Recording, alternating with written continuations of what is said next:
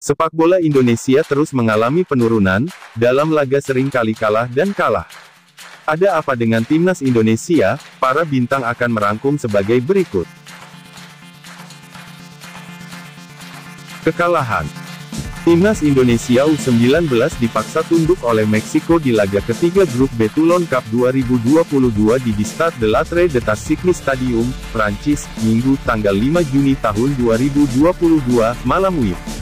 Meksiko tampil dominan sejak awal, tapi mereka baru bisa menjebol gawang timnas Indonesia U19 pada menit ke-39, melalui penalti Santiago Munoz.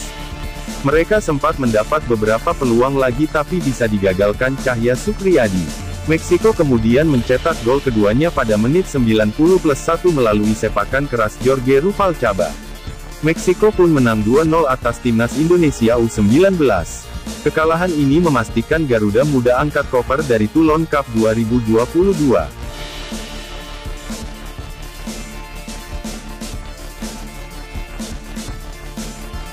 Gagal transfer.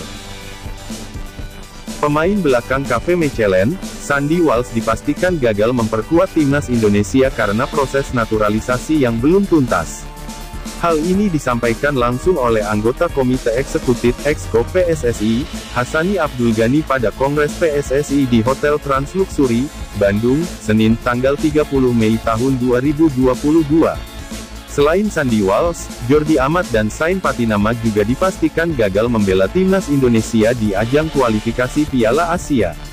Usai dipastikan gagal membela timnas Indonesia, Sandy Walsh tentu sedih tak terkira.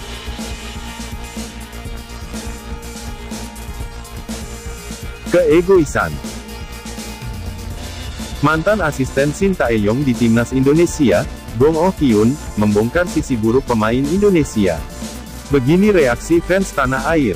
Gong Oh-kyun bekerja sebagai asisten Shin Tae-yong di timnas Indonesia sejak 2020 hingga 2021. Tidak hanya di timnas senior, Gong Oh-kyun juga mendampingi Shin Tae-yong di level U23 dan U19. Juru taktik berusia 47 tahun tersebut kemudian meninggalkan Indonesia karena problem pribadi.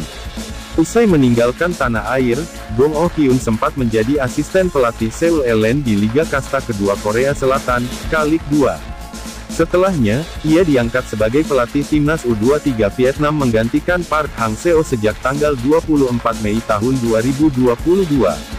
Baru-baru ini, Gong Oh-kyun memberikan pandangannya terkait perbedaan antara pemain Indonesia dan Vietnam. Menurutnya, pemain Indonesia cenderung kurang semangat dan sulit memahami apa yang disampaikan pelatih.